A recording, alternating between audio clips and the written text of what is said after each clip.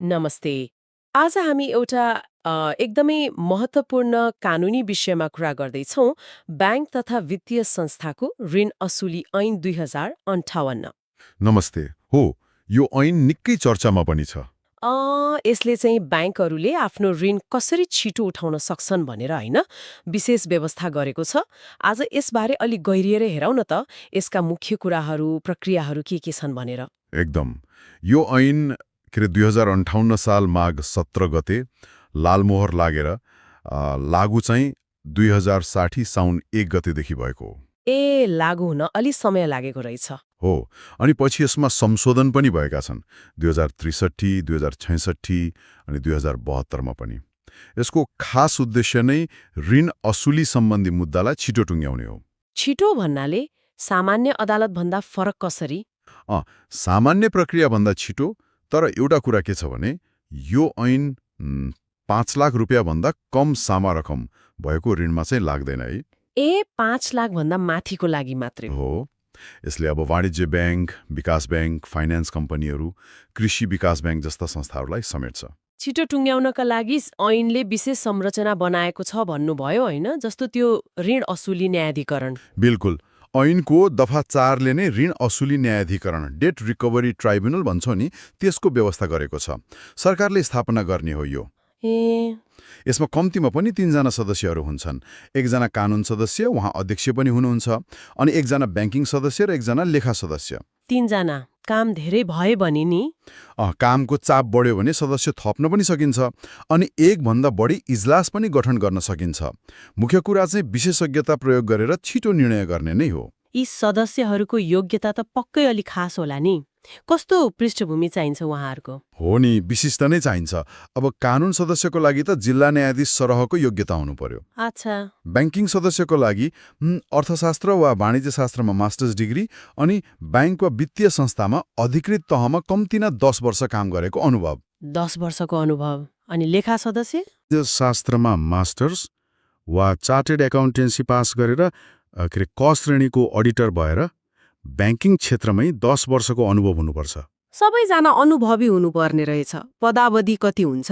उहाँहरूको पदावधि 5 वर्षको हुन्छ, अनि पुनर्नियुक्ति पनि हुन सक्छ। नियुक्ति चाहिँ नेपाल सरकारले नै गर्ने हो, तर ब्याङ्किङ र लेखा सदस्यको लागि राष्ट्र ब्याङ्कको परामर्श लिनुपर्छ। राष्ट्र ब्याङ्कको पनि भूमिका रहेछ। ल, अब न्यायाधिकरणको निर्णयमा चित्त बुझेन भने के गर्ने? पुनरावेदनको लागि के छ व्यवस्था? त्यसको लागि पनि व्यवस्था छ। दफा 8 ले ऋण असुली पुनरावेदन न्यायाधिकरण, एपेलेट ट्रिब्युनलको व्यवस्था गरेको छ। अर्को तह हो। यसमा चाहिँ पुनरावेदन सुन्ने अधिकारी एकजना हुनुहुन्छ। उहाँको योग्यता चाहिँ उच्च अदालतको न्यायाधीश सर हुनुपर्छ। नियुक्ति सरकारले नै गर्ने हो 5 वर्षको लागि। ठिक छ। अब प्रक्रियामा जाउँ है त। ब्याङ्कले मुद्दा कसरी सुरु गर्छ? कहिलेसम्ममा गरिसक्नुपर्छ? केही शुल्क लाग्छ कि? प्रक्रिया महत्त्वपूर्ण छ। ब्याङ्कले ऋणीबाट ऋण उठाउन सकेन होइन, अनि ऋणी तिर्ने भाखा नाग्यो भने त्यो मितिले 4 वर्षभित्र न्यायाधिकरणमा उजुरी दिनुपर्छ। 4 वर्षभित्र? हो, तर ऐन सुरु हुँदा नै भाखा नागेका ऋण थिए भने उनीहरूको लागि 5 वर्षको समय दिएको थियो। सुरुको लागि अलि बढी समय।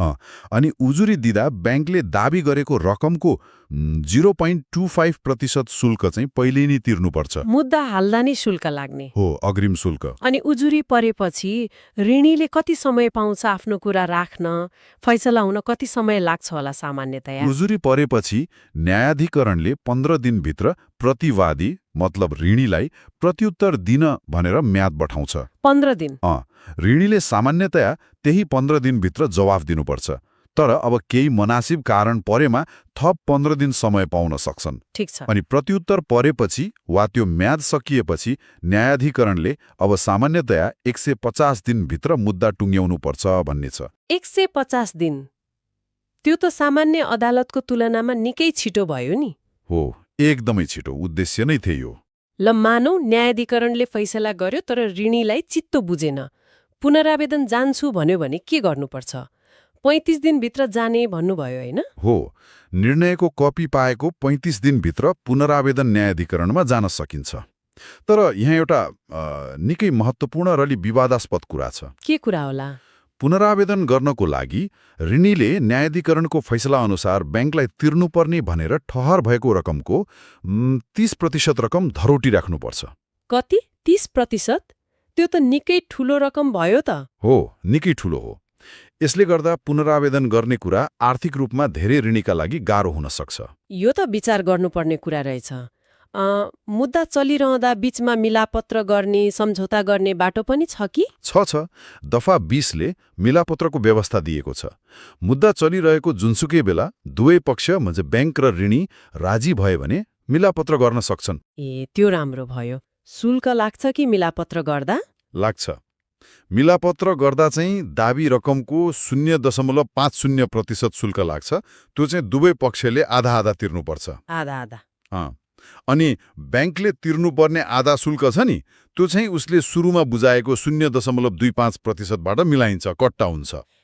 पहिले तिरेको काम लाग्यो। ल अब मुद्दा फैसला भयो, पुनरावेदन पनि परेन, वा परेर पनि अन्तिम निर्णय आयो। त्यो निर्णय लागू कसरी हुन्छ त? कसले गराउँछ? निर्णय कार्यान्वयन गर्न चाहिँ न्यायाधिकरणले ऋण असुली अधिकृतलाई आदेश दिन्छ। ऋण असुली अधिकृत उहाँ को हुनुहुन्छ? उहाँ सरकारले तोकेको कम्तीमा राजपत्राङ्कित द्वितीय श्रेणीको अधिकृत हुनुहुन्छ। उहाँले नै कार्यान्वयन गराउने हो। कसरी गराउनुहुन्छ? के गर्न सक्छ उहाँले? उहाँले ऋणीको धितो वा अरू सम्पत्ति कब्जा गर्ने, लिलाम गर्ने, हैन, अनि जमानत बसेको व्यक्तिको सम्पत्तिबाट असुल गर्ने वा आवश्यक परेमा चाहिँ प्रचलित कानून अनुसार ऋणी वा जमानतकर्तालाई थुनामा राख्ने सम्मको कारबाही गर्न सक्छन्। थुनामा राख्ने सम्म निकै कडा रहेछ। हो, अनि ऋण असुल भइसकेपछि ब्याङ्कले जति रकम असुल भयो त्यसको 1% शुल्क फेरि न्यायाधिकरणलाई बुझाउनुपर्छ। तर यसमा सुरुमा तिरेको 0.25% चाहिँ घटाइन्छ। असुल भएपछि पनि शुल्क। ठिक छ। अब मानौ कसैले न्यायाधिकरणको आदेश नै मानेन भने नि, अटेर गर्यो भने? त्यस्तो अवस्थामा पनि कारबाही हुन्छ। दफा 30 ले दुवै न्यायाधिकरणलाई, मतलब तल्लो र पुनरावेदन तहकोलाई आफ्नो आदेश नमान्नेलाई अवहेलनामा कारबाही गर्ने अधिकार दिएको छ।